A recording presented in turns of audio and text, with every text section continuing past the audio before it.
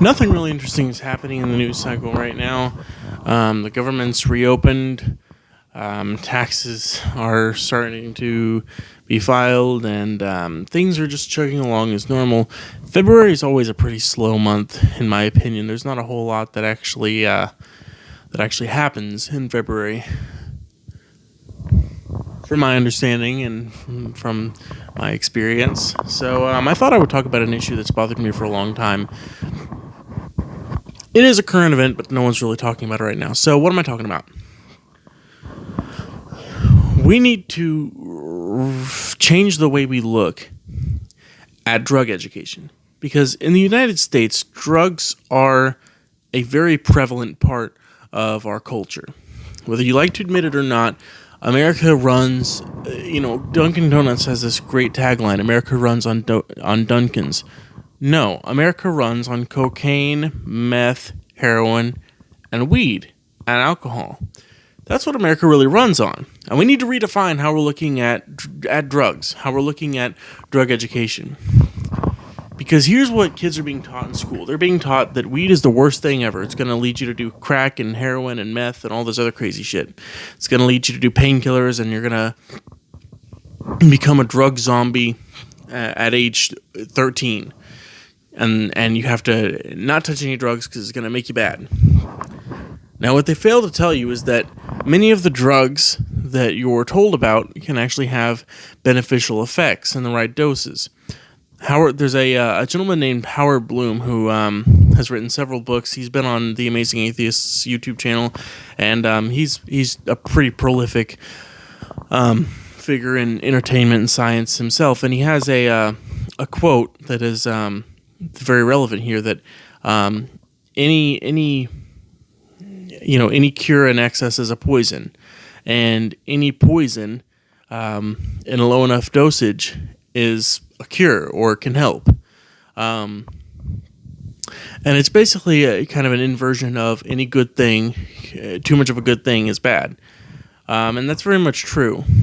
But what we need to look at is that sometimes a bad thing at the usual dosage, at a very low dosage, can be a good thing. And that's what we really need to be, that's one of the things we really need to be incorporating into drug education. We need to be letting people know that some of these things have beneficial uses. For example, weed. There's really no dosage of weed that's bad for you, for most people anyway. Now, there's some people who get really paranoid, there's some people who don't function very well on it, and there's some people who can't really work on weed. But for the most part, you can get pretty stoned and still be a functioning member of society. And you can still work and go to your jobs. Now, you might not want to do a dangerous job while you're on weed because it can change the way you perceive things, but most jobs can be done while you're on it with no real effect on the workplace, or no effect on your home life. So that's an example of a drug where this idea that if you take it, you're just gone and everything's going to go to shit, that doesn't really work for weed. That's not true. Let's see if I can get my camera to focus again. Methamphetamine. Meth at a low enough dosage is sometimes prescribed to people to actually get them to pay attention. There's a weird effect that things like speed have on people who have high anxiety or who have attention deficit disorders or hyperactivity disorders. They have the opposite effect. These different varieties of speed have an opposite effect of what they have on any neurotypical person. Because on someone who doesn't have one of those disorders, Adderall or meth or any kind of speed like that would make them just go, go, go, go, go. On someone with one of those disorders, it makes them slow down, be calm, and they can function better, they can pay attention better. Painkillers, morphine. Low enough dosage, it can be great for pain. It can make you function when you couldn't before. Now, heroin, you could say that that's objectively bad because it's derived from morphine. It's essentially more addictive, more potent, and more deadly. But if you just look at it at its basic form, which is morphine, you're fine. Look at all these different drugs, and all of them have some sort of medicinal use. None of them are completely not, not usable in a medical in some sort of medical way. They've even done studies with acid that are starting to show that acid might have a beneficial effect to people suffering with certain disorders, things like schizophrenia and depression, things like that. So all of these drugs we were told to avoid as kids, we're starting to learn are not really that bad. That's one of the problems that's happening in America, I think, as millennials grow up. Part of the reason we have an opioid crisis, part of the reason we have a drug crisis in general, if you want to call it that, I personally say it's a personal choice crisis, which isn't a crisis at all. But if you want to call it a drug crisis, part of the reason that it's happening is because we were told this lie as children, that all drugs are bad, that everything you do with a drug is going to lead to downfall and ruin. Huh. Oh, there they are. Anyway, sorry. We were told this lie growing up as kids. And we were told that and told that and told that over and over and over again. And then finally we started to grow up. And some of our friends started smoking weed. And then some of us started smoking weed. And what we realized is that this isn't causing us to want to do heroin or meth or anything else. But a good percentage of us was like, well, this wasn't that bad. They told us this was the worst shit. So I bet that other stuff isn't that bad either.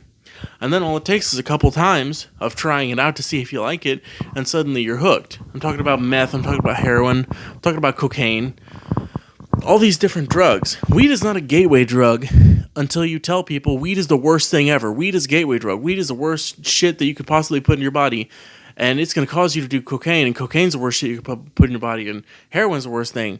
Until you associate weed with all these other things, and then people do weed and find out that it's not as bad as them, it's not a gateway drug. Here's what we need to do. We need to change it from everything is bad to some things, when you do them outside of moderation, will cause the following side effects. List off the side effects. For example, with weed. I've smoked a lot of weed over my lifetime. I've eaten a lot of edibles over my lifetime. Not a lot of edibles. Not as much as I thought when thinking about it, but I've had a lot of experience with weed. And on a very low level, keep in mind that I live in a weed legal state. Not a weed legal state, but a medical state. At a very low dosage, weed is great for my pain. I have a serious ankle pain from multiple untreated fractures and sprains and the like in my ankle. I have very serious back pain due to my weight and due to my unhealthy lifestyle choices, sitting in chairs all the time, laying down all the time. Most of which up until this year and the last year was due to my depression that just didn't want to ever go away. So I have a lot of bad habits and a lot of bad things that have contributed to a high amount of pain throughout my body. It helps with that pain. I have a lot of anxiety. I am a constantly nervous person. Now, it may not always seem like it, and sometimes I'm more nervous than others, but every day I wake up and I'm instantly like, what do I have to do? I have to do this, this, this, and this. And when I get done with that, I get really worried. I get really nervous because I don't know what to do with my time. And then I start worrying about when I have to work. And then I start having to worry about, is my schedule correct? Are my taxes in? Did I file this right? Did I check that? And then it turns into a big series of checking. Well, weed helps me not do that. Now, CBD helps me do that also, or helps me not do that also. I actually vape CBD daily. But weed is even more effective. I might have just accidentally said that CBD was more effective, but weed is actually substantially more effective, generally speaking, as long as it's the right strain. My depression. Now, my depression comes and goes in waves. Some days, some weeks, I am completely depressed. I don't even want to move. Everything I do just brings me sadness, and I can talk for hours about my problems. And then other weeks, I'm okay. I'm not okay, but I'm looking at life a little better. And I'm in one of those phases right now. I'm looking at things in a much better light. Makes me more productive, makes me a happier person, kind of lessens my pain, but it does bring me closer to the reality that I inhabit, which is probably why I end up getting depressed again. But I don't want to get into that because I may be depressed.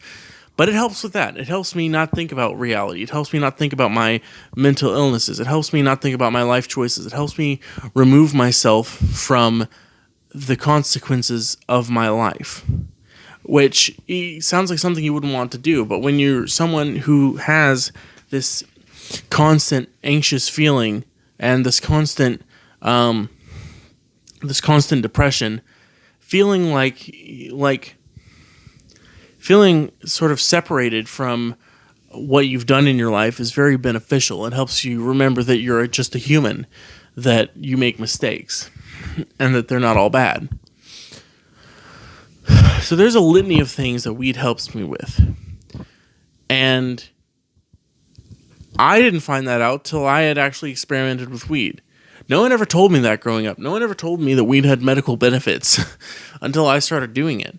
And then people started saying, hey, here's some studies that suggest weed has medical benefits. And my first reaction was, is this why I feel better? Yeah. So that's what we need to do. So one of the things we need to do as a country is just change how we're wording it as it's bad and word it as it can be bad, but it can also be very good. We need to stop telling people what to do in this country in general, but we especially need to stop telling young, impressionable children that they don't have the agency over their own bodies to determine what to put in them. It's great to tell people not to do drugs, but all that ends up happening after that is they try drugs and get hooked on them. They try a bunch of them because they've always heard that they're bad, and then they find out that they're not as bad as people made them out to be. So change the classroom setting. You know, whenever kids have drug education, you shouldn't even really be having drug education until, I would say, the 5th grade.